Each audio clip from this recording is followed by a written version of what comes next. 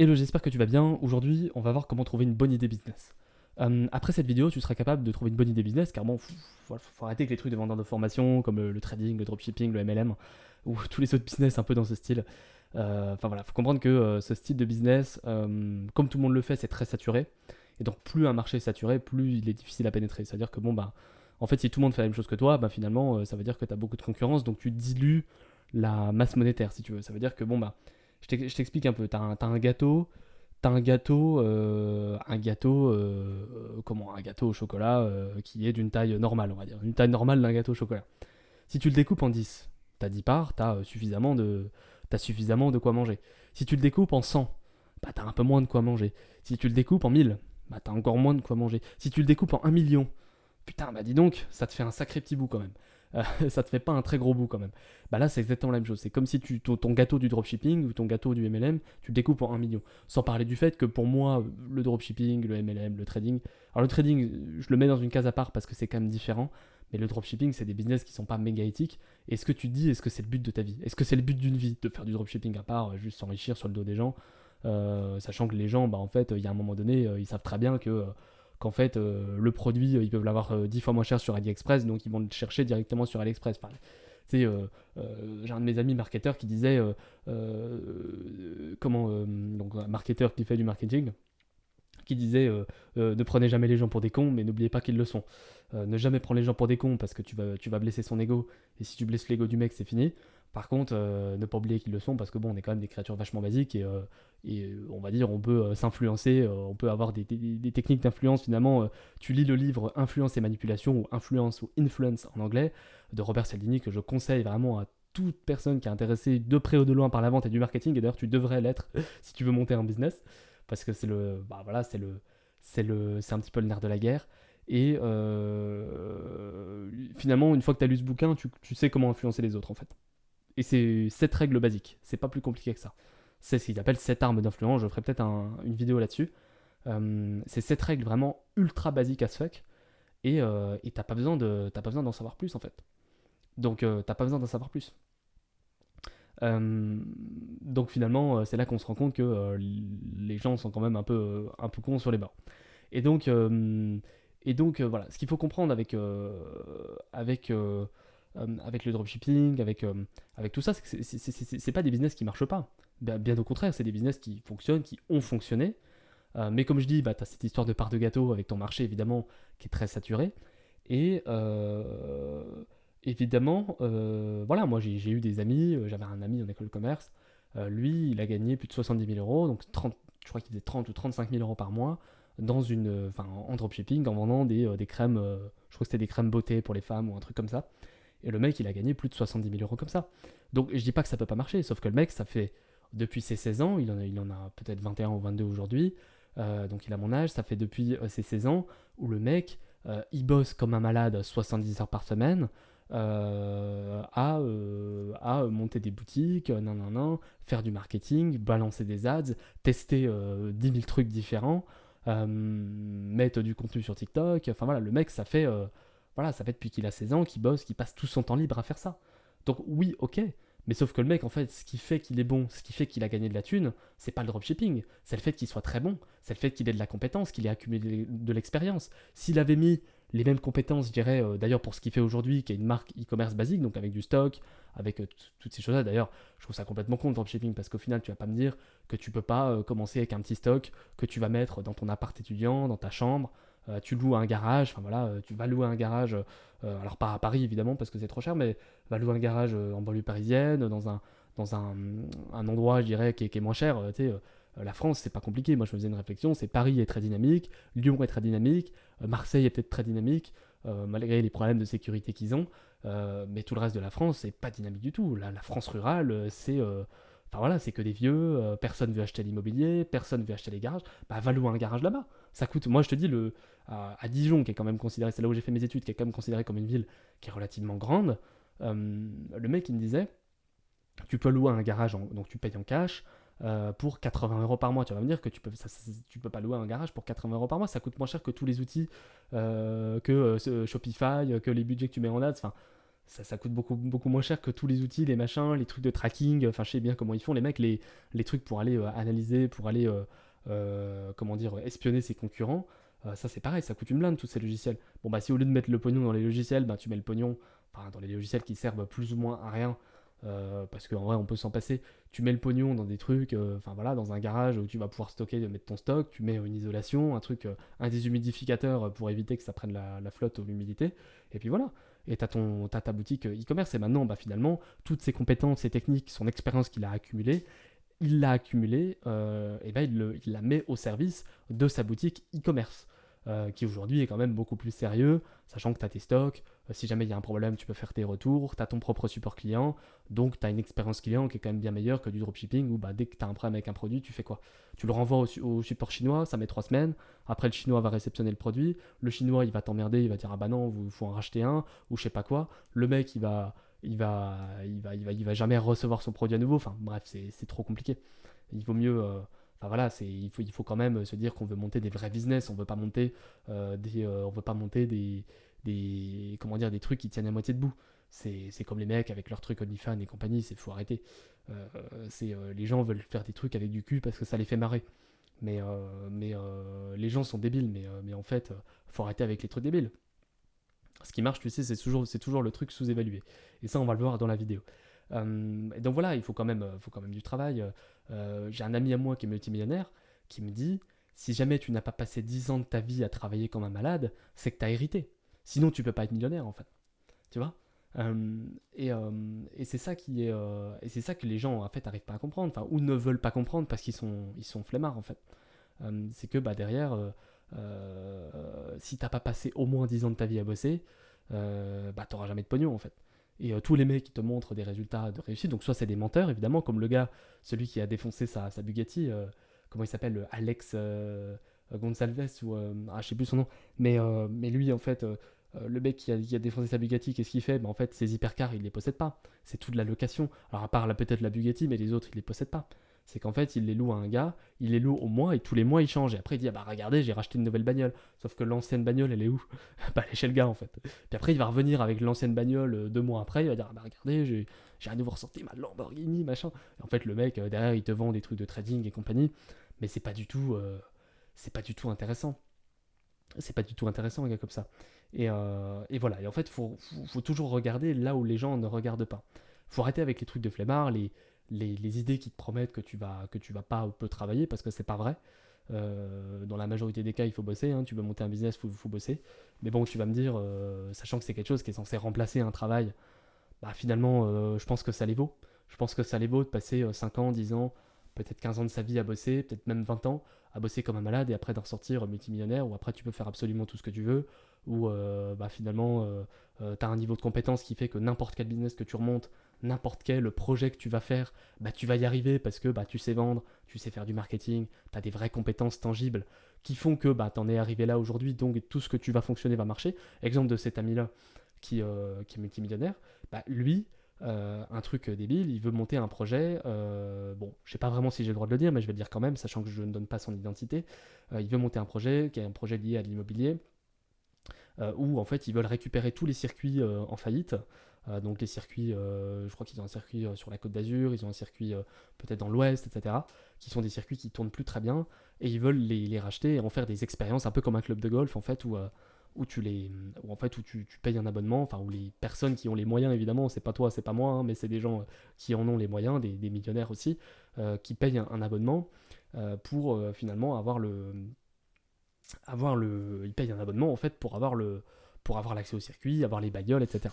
Il voulait chercher une sponsor Ferrari. Il est allé à une convention Ferrari, il a réussi à convaincre le patron Ferrari, le dirigeant Europe.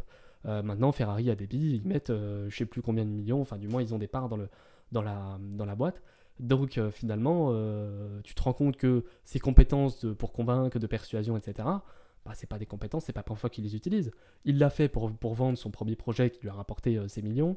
Ensuite, il l'a fait pour vendre de l'immobilier, parce qu'après il est passé sur de l'immobilier, sur de la promotion immobilière, donc pour vendre toutes ces baraques, bah, c'est bien ça qu'il fait, pour aller convaincre un banquier d'aller te financer, d'aller te mettre tes 80% que tu dois faire financer par un banquier, bah, c'est comme ça que ça marche. Donc toutes ces compétences de persuasion pour aller convaincre, etc., bah, c'est des compétences qui te servent dans tous tes projets. Donc finalement, tu as beaucoup plus intérêt à gagner ces compétences-là je ferai une vidéo sur les compétences aussi, hein, c'est prévu dans la liste, euh, que finalement juste aller monter un business, prendre, je sais pas, 30, 40, 50 000 balles et te barrer avec. C'est pas comme ça que ça marche. Et donc finalement, voilà, faut regarder là où les gens regardent pas, faut arrêter les idées de flemmards. Et euh, ça, c'est sûr que les vraies compétences ne viennent pas du jour au lendemain. Ça, j'y crois dur comme fer. C'est que, bah voilà, un truc con, c'est là en ce moment, je collabore en prestation avec une agence marketing. Donc en fait, on s'occupe de tous les plus gros clients tous les plus gros clients que tu vois, les Yomi Denzel, les Alec Henry, les Yann Darwin, tous ces gens-là que tu vois en ads, c'est en gros nous qui sommes derrière. Alors je suis pas tout seul, je suis avec une équipe, hein. Évidemment, tu peux pas faire ça tout seul. Quand tu fais des lancements où tu lances 300, 400, 500 vidéos publicitaires, peut-être même plus des fois, bah, tu peux pas être tout seul, c'est pas possible. Donc évidemment, on fait ça en équipe. Et ben, c'est ce qu'on fait. Le gars qui a créé cette agence-là, avec qui je travaille, donc c'est mon client. Ça fait 10 ans qu'il fait la même chose en fait. Ça fait 10 ans donc il a commencé à mon âge, enfin il a même commencé plus jeune, et ça fait 10 ans qu'il répète la même chose depuis 10 ans. En fait, il répète la même chose, c'est toujours le même système. C'est qu'au début, il faisait des webinaires de vente, donc c'était la présentation, les groupes WhatsApp, le groupe WhatsApp du webinaire, les publicités, le machin, etc. Et en fait, là, finalement, on fait la même chose sur des challenges, c'est-à-dire sur des challenges de 5 jours. En fait, un challenge de 5 jours, si tu connais pas, c'est 5 webinaires d'affilée sur 5 jours, avec évidemment toute une mise en scène, toute une mise en place, ce qui fait que ça fait un énorme événement avec des gens qui sont ultra motivés, etc. Et on chauffe les gens à blanc pour leur vendre évidemment le produit qu'il y a derrière. Ça peut être un produit d'investissement, ça peut être comme Anthony Bourbon, ça peut être une formation. Enfin voilà, après on leur vend évidemment ce qu'on a à leur vendre. Mais en gros, finalement, les mecs, tu vas les chauffer à blanc. Et derrière, une fois que tu les as chauffés à blanc, eh bien, donc les mecs, tu les chauffes à blanc, puis une fois que tu les chauffes à blanc, après tu leur rends ce que tu veux. Et finalement, ce gars-là, ça fait 10 ans qu'il répète la même chose. C'est toujours les mêmes process, le même truc, mais ça fait 10 ans qu'il fait le même truc. Quand ça fait 10 ans que tu fais le même truc, bah, il y a un moment donné, tu deviens très bon sur ce que tu fais. Et il n'y a pas de secret, en fait, c'est ça le secret. Moi, je te donne le secret, vas-y. Fais la même chose pendant 10 ans, un truc qui marche, évidemment, un truc qui va rapporter du fric. Si tu veux savoir un truc qui va rapporter du fric, c'est pas compliqué. Résous une douleur, va là où il y a le pognon, en fait. Si tu vas là où il y a le pognon, exemple, bah, de toute façon, dès que tu rapportes de l'argent en boîte, tu fais du marketing, tu fais de la vente, ou même autre chose, ou même organiser. De toute façon, il y a deux choses. C'est soit tu rapportes de l'argent, soit tu fais économiser de l'argent. Si tu rapportes de l'argent, bah finalement, tu prends une partie de ce que tu rapportes, donc tu vas gagner plein de fric. Si tu fais rapporter plein de fric, tu as beaucoup de compétences, donc tu fais gagner plein de fric à la boîte, bah tu vas prendre une partie de ce que gagne la boîte, donc tu vas te faire plein de fric aussi. Si tu fais économiser de l'argent, si tu fais économiser beaucoup d'argent à la boîte, bah, même système, tu vas prendre une partie de ce que tu fais économiser, et donc tu vas te faire plein de fric aussi. Voilà. Et donc voilà, si tu parles de zéro, tu n'as pas le choix de te former. Alors je parle pas d'une formation en ligne, moi je pense que la majorité des formations en ligne à étiquette, sauf celle de mes clients évidemment, non je rigole, mais la majorité des formations en ligne à étiquette en général on peut s'en passer, et tu peux trouver la même chose dans les livres, tu peux trouver la même chose en gratuit, il y a beaucoup d'informations gratuites aujourd'hui, que ce soit chez les Français ou les Américains. L'américain, enfin l'anglais est quand même intéressant à apprendre pour ça, même si aujourd'hui avec ChatGPT on peut tout traduire, je dirais, quasiment en un claquement de doigts. Aujourd'hui on a quand même beaucoup de Français qui sont très compétents. Moi je prends mon exemple du marketing que je connais, tu prends Arnaud Laboissière ou Tougan Baranowski qui a fait, je crois, peut-être 40 ou 50 heures de formation gratuite sur le marketing pour apprendre les bases. Alors si tu vas apprendre le marketing, tu vas apprendre des vraies compétences de marketing, de copywriting, savoir rédiger des mails de vente, savoir rédiger des pages de vente, des vidéos de vente, va sur son site, récupère ses formations, regarde tout, et tu vas voir, tu vas devenir très très bon. Et c'est le meilleur mec pour faire ça. Et en fait, ça c'est gratuit, c'est en français. Bon voilà, il faut l'aimer, il a son style, mais c'est un exemple parmi d'autres. Donc t'es pas obligé évidemment d'aller chercher des formations en ligne hors de prix, d'aller mettre énormément d'argent là-dedans. J'ai beau, moi, vendre des formations et travailler avec ces gens-là, honnêtement, je te conseillerais pas d'en acheter. Malheureusement. Mais parce que, bon, après, en vrai, ça sert pas forcément à grand chose. Enfin, surtout, c'est pas que ça sert pas à grand chose, c'est que, on va dire, les formations trouvent leurs clients et les gens qui en ont besoin les achètent. Mais c'est surtout que moi, si t'es fauché et que t'as pas d'argent, franchement, t'as tout en gratuit sur internet, t'emmerdes pas. Et gratuit ou pas cher, ça veut dire que moi, par exemple, j'ai rejoint une communauté IA, il y a très peu de temps. Euh, cette communauté IA, c'est une communauté qui vaut 10 balles par mois et j'en ai appris beaucoup. Et en fait, le 10 balles par mois que je vais payer, c'est juste, en fait, j'aurais pu trouver la même chose sur YouTube. Mais c'est juste, je vais aller chercher évidemment des idées, enfin voilà, je vais aller chercher l'agrégation des données. En fait, c'est que le mec, au lieu de me faire 15 000 vidéos YouTube, comme moi je vais chercher, je vais pas savoir quoi aller chercher, je vais pas savoir quels outils utiliser, etc. Le mec, il me fait un framework, quoi, il me fait une méthode, il me dit, bah tiens, tu commences par ça, ensuite tu fais ça, ensuite tu fais ça, etc. etc. Et je trouve que enfin voilà, tu payes ce travail-là, quoi. Honnêtement, pour moi, c'est honnête de payer un travail comme ça. En revanche, bon, aller payer des centaines de milliers d'euros pour une formation, je suis pas sûr que que ce soit vraiment, vraiment ça qui va te faire réussir. Et donc, voilà, évidemment, il y a aussi une aversion, il y a aussi comment dire, une, une implication personnelle. Ça veut dire qu'il faut que tu aimes ce que tu fais. Si derrière, enfin voilà, ce qu'il faut dire, c'est que tu vas passer les 10 prochaines années de ta vie à faire la même chose pendant 60, 50, 60 heures par jour, peut-être 70 heures par jour, pendant les 10 prochaines années de ta vie. Si ce que tu fais t'intéresse pas un minimum, il y a un problème. C'est que ça va pas. Tu vas pas y arriver. Tu pourras pas faire ça sur quelque chose que tu détestes. Par exemple, moi j'ai commencé, c'est comme ça que j'ai commencé en faisant des impayés, je passais des appels d'impayés. Alors les appels d'impayés c'est très dur parce que tu as des gens soit qui sont dans des situations extrêmes de difficulté, soit des gens, et tu les appelles toi un par un, hein. Soit des gens qui vont t'agresser, soit des gens qui vont t'engueuler, etc. Donc c'est mentalement parlant, c'est très dur, mais bon, il faut bien commencer un jour. Et il y a un moment donné, si t'es pas prêt à te mouiller un peu la chemise, si t'es pas prêt à mouiller un peu ton caleçon, bah finalement j'ai envie de te dire, tu seras jamais prêt à rien. Et donc, enfin voilà, après il y a un moment donné, on commence bien quelque part. Et ça personnellement, je n'aimais pas tellement faire ça, j'ai détesté, c'est pour ça que j'ai arrêté, que je suis parti dans autre chose ensuite, mais parce que bah, ça fait partie de l'évolution personnelle évidemment. Et il n'y a pas de honte, hein, bien sûr, il n'y a aucune honte à faire ça. Mais faut trouver quelque chose que tu aimes et t'as pas le droit, et t'as le droit de tester. T'as le droit moi j'ai des trucs, j'en ai testé des centaines quoi. J'ai testé du e-commerce, j'avais fait une boutique, je m'en souviens, avec des t-shirts que je sérigraphiais sur des bagnoles, t-shirts floqués que je vendais, j'en ai jamais vendu un, mais bon, en tout cas je l'ai fait. J'ai testé tellement de choses. Je pourrais te donner plein d'exemples des chaînes YouTube. Toutes mes chaînes YouTube, tape mon nom sur YouTube, tu verras, il y a au moins 5 ou 6 chaînes YouTube. L'autre coup, je montrais à ma copine, je lui disais, bah regarde toutes les chaînes YouTube que j'ai faites. Et elle me disait, putain, mais c'est pas possible, ça s'arrête jamais en fait. T'as plein de chaînes YouTube partout.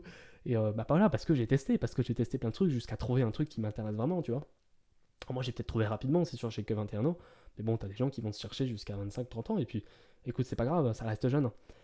Et donc, finalement, il y avait quelque chose qui était assez vrai dans sa vidéo où ça m'a marre, où il défonce là, les jeunes, là, où il leur dit t'as une tête d'arabe, machin. Enfin, bon, j'ai trouvé ça plutôt hilarant et plutôt bien de sa part, hein, parce que ça leur permet de se rendre compte de ces choses-là.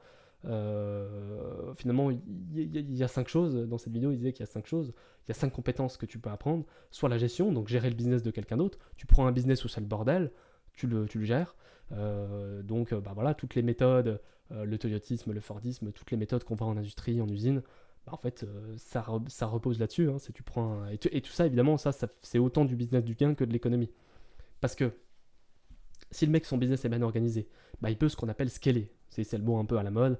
Bon, c'est un mot anglais qui veut dire passer à l'échelle, se développer. Donc, il peut développer son business.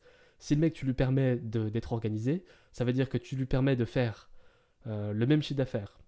Sauf qu'avant, il bossait 70 heures par semaine, 80 heures par semaine. Aujourd'hui, il en bosse plus que 3. Ça veut dire que potentiellement, il peut faire, pour avoir à bosser le même volume horaire, faut qu'il fasse 10 fois plus de chiffre d'affaires. Donc tu vas à la fois lui gagner de l'argent et à la fois lui en économiser parce que tu vas enlever tous les trucs qui servent à rien. Un truc con, c'est que, par exemple, tu vois, l'agence à qui bossait le client, euh, il avait deux CEO. Deux CEO. Donc c'est un directeur des opérations. Donc c'est quelqu'un qui va gérer qui va gérer l'opérationnel de la boîte. Donc c'est comment expliquer, qui va gérer la partie technique, qui va améliorer les process, qui va finalement faire ça, qui va faire la gestion de la boîte si tu veux. Il y avait 2 personnes qui faisaient ça, qui faisaient exactement le même métier. Un directeur des opérations, t'as pas besoin d'en avoir 10, t'en as besoin d'en avoir qu'un seul, ça suffit. Il y en avait 2. Bah, la meilleure chose ici, ça a été de dire, on en dégage un des deux, on le licencie, on l'enlève pour en garder qu'un seul, parce que sinon c'est complètement con. Donc ça fait économiser de l'argent à la boîte. Et en plus, bah, le fait d'avoir un directeur des opérations qui organise tout, bah, ça me permet d'augmenter ma boîte, de faire en sorte que je vais générer plus de chiffre d'affaires. Donc à la fois, je vais, en fait, t'as le meilleur des deux mondes dans la gestion. À la fois, je vais gagner de l'argent et à la fois, je vais en dépenser moins. T'as la création, créer des produits, créer des offres, créer des, des formations, créer des services, etc. Voilà, la création même de produits. Tu as la commercialisation, ça c'est important. Bah, évidemment, ça a toujours ce débat entre les ingénieurs et les commerciaux. C'est que bah, une fois que tu as conçu le produit, une fois que tu as conçu le meilleur produit du monde, bah, il faut le vendre. Et ça, pour qui, à qui on demande? On demande à des commerciaux, on demande à des marketeurs, on demande au marketing et aux commerciaux de vendre le produit. Donc ça, la commercialisation a un gros pan aussi. Et moi, je rajouterais même tout ce qui est capable de générer de résoudre une douleur. Et même diagnostiquer et résoudre une douleur. Le diagnostic qui est important, je trouve. Euh, euh, Regarde par exemple n'importe quoi autour de toi. Par exemple, euh, un plombier résout une douleur. Un plombier, il va venir déboucher tes chiottes. Bon bah oui, si tu peux pas déboucher tes chiottes, ça veut dire que dans ta salle de bain, il y a des mauvaises odeurs, etc. Je vais pas te faire un dessin, mais bon, c'est hyper utile. Et c'est une douleur, ça fait chier quoi. C'est le cas de le dire, évidemment. Un médecin, il va résoudre une douleur. J'ai mal partout, je suis malade, j'ai des allergies, je vomis partout. Bon bah voilà, le médecin, lui, il va me dire, ah, bah, voilà, vous avez une gastro, faut prendre tel médoc, etc. Donc il va résoudre une douleur. Donc à partir du moment où tu résous une douleur de quelqu'un, il y a même des trucs insignifiants, des petites douleurs, des trucs qui sont pas... c'est pour ça qu'il faut trouver une cible. En fait, on en revient toujours à la même chose. Il faut trouver une cible, il faut trouver quelqu'un à qui résoudre cette douleur. Mais des trucs vraiment cons dans des métiers... voilà, par exemple, bah, on a parlé de l'organisation, bah, typiquement, je sais pas, un restaurant qui est mal organisé, un hôtel qui est mal organisé, bah, tu peux leur vendre une solution, un SaaS, un logiciel, un service qui leur permet de résoudre cette douleur. Et ça, je dirais que c'est le conseil numéro un et le seul qu'il faut appliquer en fait. Et aussi, il faut aller chercher des idées contrariennes. La définition de l'idée contrarienne, c'est que la majorité des gens vont penser X, donc vont penser quelque chose. Et nous, on va aller à l'inverse. En fait, c'est une croyance qui va être fortement contre-intuitive sur un monde ou sur un marché, qui s'avère vrai évidemment, et qui permet de créer un monopole là où personne ne regarde. Par exemple, tu vois, pour moi, le meilleur format d'entreprise, c'est aller tendre soit vers le monopole, soit vers la concurrence monopolistique. Je m'explique. C'est des termes économiques. Le monopole, c'est le fait d'être tout seul sur un marché. Google est un monopole.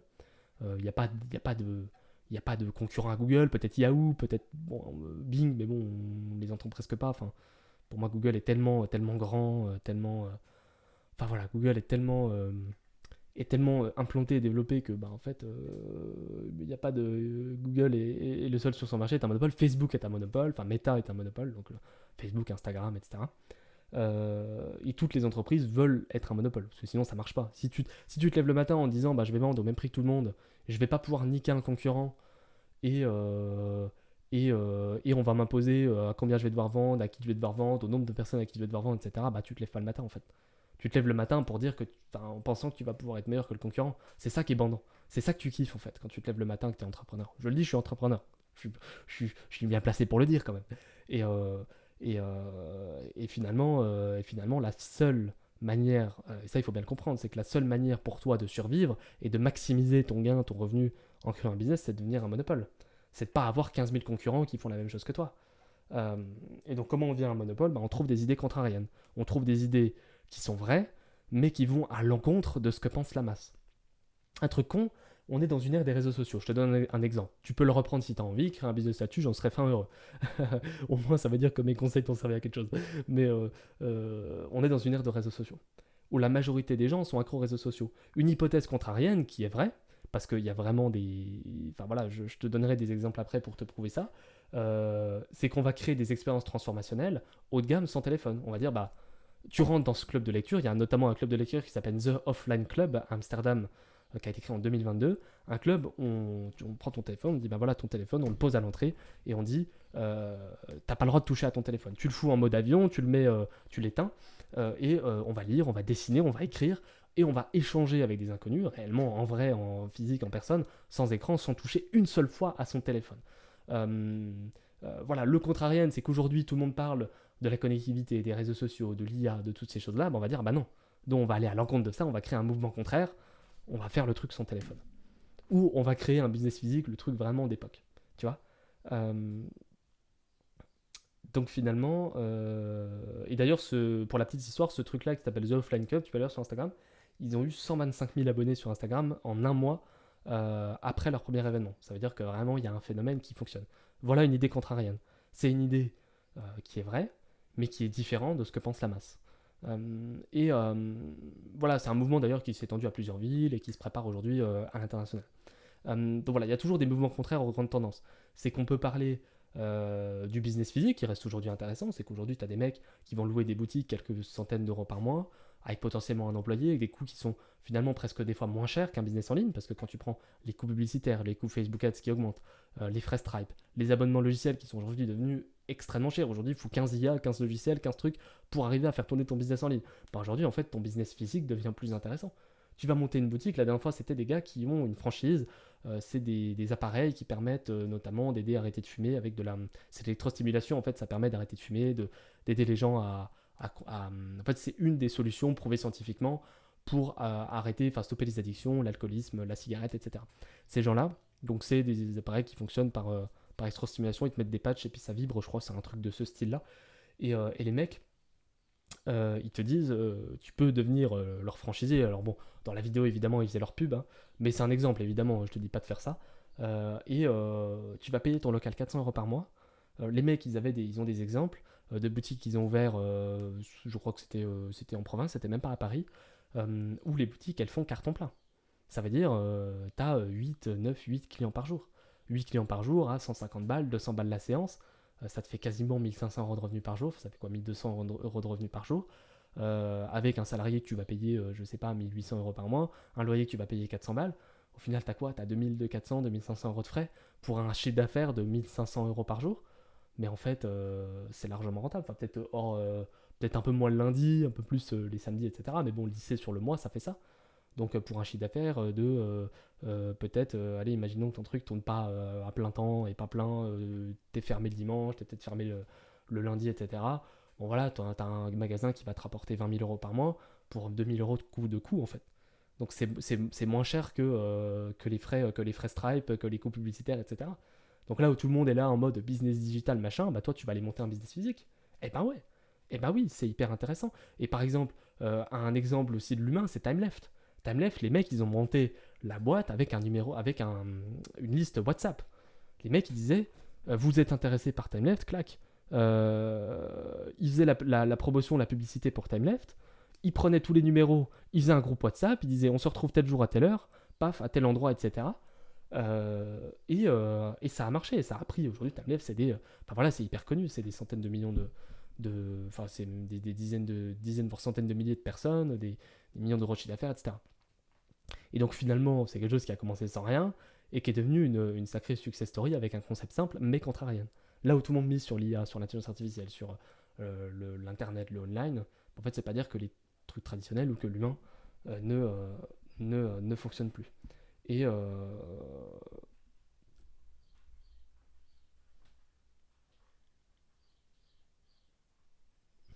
autre truc vraiment intéressant, c'est toutes les grandes tendances aux USA, en Asie, etc., qui ne sont pas encore implantées en Europe. Ça peut effectivement fonctionner. Bon, ça, faut voyager un petit peu, mais si tu as il y a plein de produits qui existent notamment en Asie, qui n'existent pas en Europe, et qui peuvent être implantés. Par exemple, moi, quand j'allais en Thaïlande, je mangeais du pad krapa. En fait, c'est du riz basilic avec du piment et tout. C'est hyper bon avec la sauce et tout. Enfin, c'est giga bon. Tu dis, moi, j'ai une idée d'implanter ça en France. T'implantes ça à Paris, pour pas cher, ça coûte moins cher qu'un McDo, en fait, un truc comme ça, parce qu'en fait, ça coûte que dalle à produire. Un riz avec un peu de poulet et tout, ça coûte que dalle. Et au final, t'implantes ça en France, bah ouais, ça peut peut-être marcher. Bon, je dis pas que ça va marcher, mais ça peut. Donc voilà, faut faire attention, enfin, faut vraiment aller chercher les trois choses. Les trois choses que je dirais, bah, c'est finalement déjà bah, le travail. Il n'y a rien d'autre que passer les 10 ans de sa vie à faire la même chose. Et c'est ça qui va évidemment faire en sorte que tu vas devenir très bon, que tu vas devenir très bon dans ce que tu fais. Si ça fait 10 ans que tu fais la même chose, bah forcément tu vas devenir très très bon. Deuxième chose, je dirais, c'est trouver des idées contrariennes, trouver des idées qui sont vraies, mais auxquelles la masse, auxquelles les gens ne pensent pas. Si les gens pensent X, il faut aller chercher Y. Et troisième chose, je dirais, aller chercher des business, des idées qui marchent déjà bien aux États-Unis, qui marchent déjà bien en Asie. Meta Ads, Facebook, les régies publicitaires de Facebook de transparence sont truffées de trucs comme ça, de trucs qui marchent déjà bien en Asie, qui marchent déjà bien surtout aux US et qui ne fonctionnent pas encore en Europe. Il y a plein d'idées comme ça. Et bien c'est, je dirais, le troisième point qui fait que qu'on peut trouver des bonnes idées business.